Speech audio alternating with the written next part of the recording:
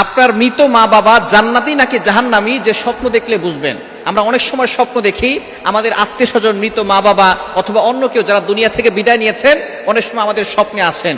মুহাম্মদ ইবনে সিরিন রাহমাতুল্লাহ আলাইহি তিনি তার ব্যাখ্যা গ্রন্থের ভিতরে জানিয়ে দিয়েছেন এমন কিছু স্বপ্ন মৃত ব্যক্তিরা দেখায় যে স্বপ্নের মাধ্যমে বোঝা যায় আসলে ব্যক্তিটা জান্নাতি নাকি জাহান্নামী। সুতরাং আমাদের অনেক আত্মীয় স্বজন দুনিয়া থেকে বিদায় নেয়। অনেকে দুনিয়া থেকে যাওয়ার পরে শুধু বাবা মা না, অনেক সময় দাদা দাদি আসে আমাদের স্বপ্নের মাধ্যমে, অথবা কোনো আত্মীয় স্বজন আমাদের স্বপ্নে আসেন।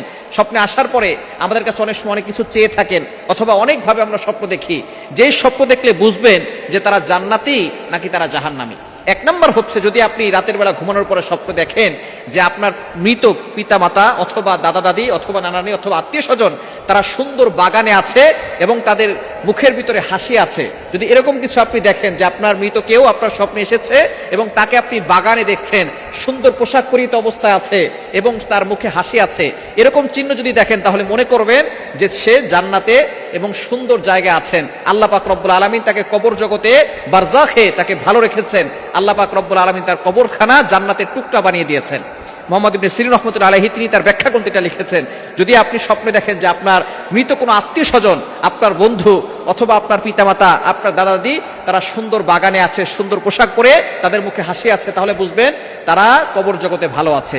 যদি আপনি এরকম স্বপ্ন দেখেন যে তাদের চেহারার ভিতরে কষ্টের ছাপ রয়েছে, দুঃখের ছাপ রয়েছে এবং তারা উলঙ্গ অবস্থায় আছে অথবা কোনো ভয়ঙ্কর জায়গায় আছে, যদি এরকম কিছু দেখেন তাহলে মনে করবেন যে তারা কবর জগতে ভালো নাই। কোনো গুনাহের কারণে, কোনো অপরাধের কারণে হতে পারে আল্লাহ তাআলা তাদেরকে শাস্তি দিচ্ছেন। তখন আপনি কি করবেন? সাথে সাথে আপনি ঘুম থেকে ওঠার পরে আল্লাহর কাছে দোয়া করবেন এবং তাদের জন্য যখন কোনো ব্যক্তি আপনার স্বপ্নে আসবে এর দ্বারা বুঝাতে চাচ্ছে যে আপনি তার জন্য মাগফিরাতের দোয়া করবেন অথবা তার জন্য কিছু সদাকা করে দিবেন, সদকায়ে জারিয়া হিসেবে তার জন্য কিছু আপনি দান করবেন, তার জন্য কোরআন খতম করে দোয়া করবেন, নফল নামাজ পড়ে দোয়া করবেন। যদি কাউকে এমন দেখেন আপনার আত্মীয় স্বজন যারা দুনিয়া থেকে বিদায় নিয়েছে এবং এরকম ভয়ঙ্কর স্বপ্ন যদি আপনি দেখেন, সাথে সাথে তাদের জন্য আপনি কিছু দান করে দিবেন সদকায়ে জারিয়া হিসাবে এবং তাদের জন্য দোয়া করবেন আল্লাহ যেন তাদের কবরখানা জান্নাতের বাগান বানিয়ে দেন, তাদের অপরাধগুলো ক্ষমা করে দেন। সুতরাং আমরা এই রকম স্বপ্ন দেখলে বুঝে নিব যে তারা কবর জগতে একটু কষ্টে আছে, তখনই আমরা তাদের জন্য দোয়া করব, ডোনেশন করার চেষ্টা করব, দান করার চেষ্টা করব।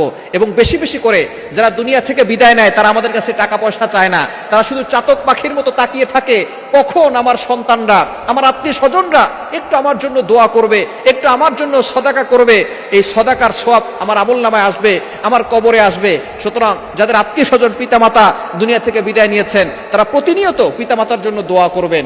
আল্লাহ তাআলা দোয়া শিখিয়ে দিয়েছেন, রব্বিরহামহুমা কামা রব্বায়ানি সাগীরা। 15 নম্বর পারা 3 নম্বর পৃষ্ঠার 6, 7, 8, 9 নম্বর লাইনগুলোতে আল্লাহ তাআলা সূরা বানী ইসরাঈল 23, 24, 23, 24 নম্বর আয়াতগুলোতে আল্লাহ তাআলা সুন্দর করে পিতামাতার কথা বলে দিয়েছেন। এখানে আল্লাহ দোয়া শিখিয়ে দিয়েছেন।